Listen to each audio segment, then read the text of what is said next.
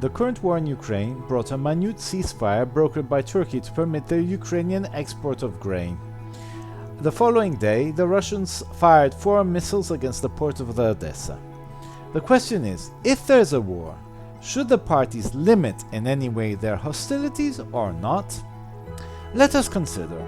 A war is an extreme situation where one group seeks to kill another group.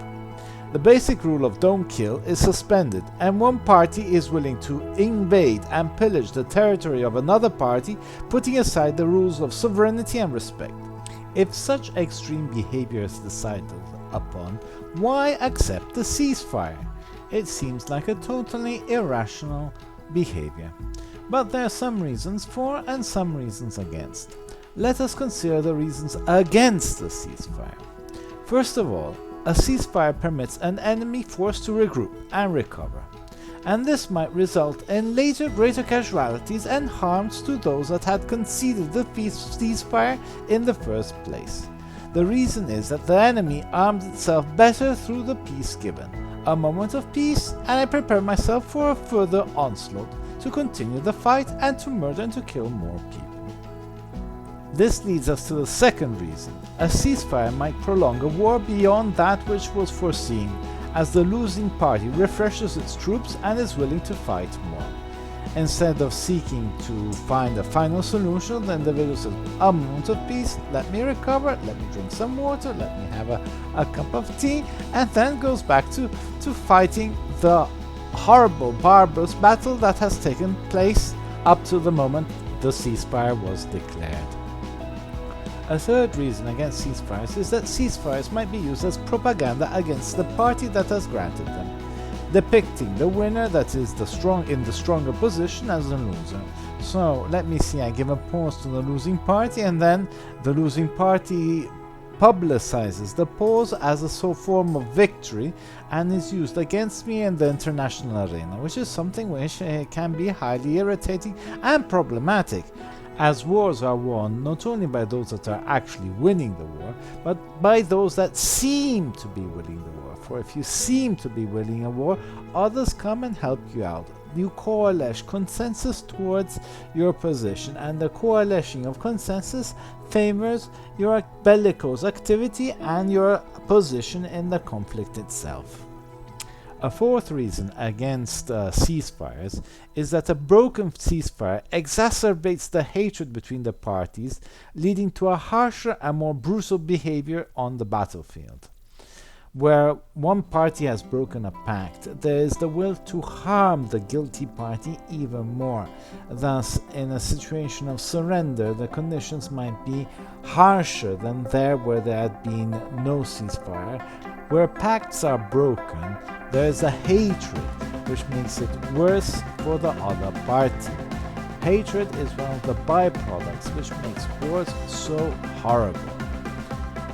Well, those are some of the reasons against ceasefires. Let us consider some of the reasons for ceasefires. First of all, the main reason is that they bring civility to a barbarous circumstance, which is war, reducing the harmful effects of a conflict.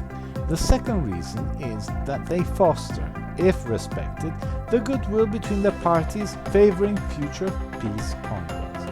If the two parties agree on a small element, in a subsequent moment they might agree on a greater element, and so on until they reach a final and permanent peace agreement.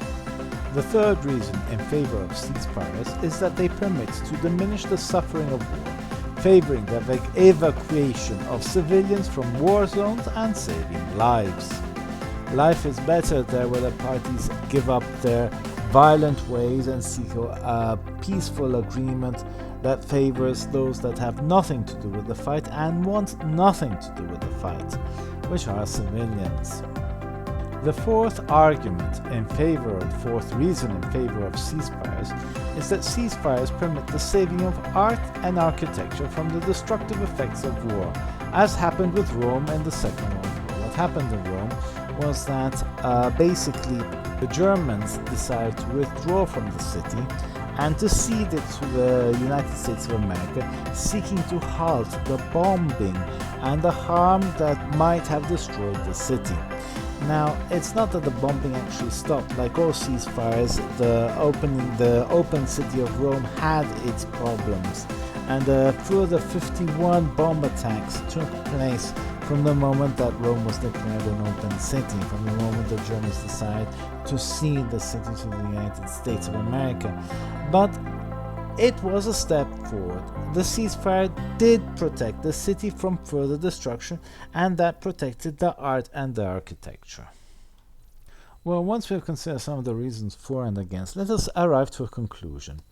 Ceasefires are a good thing, for they foster peace talks between the parties, which can lead to an end of a conflict.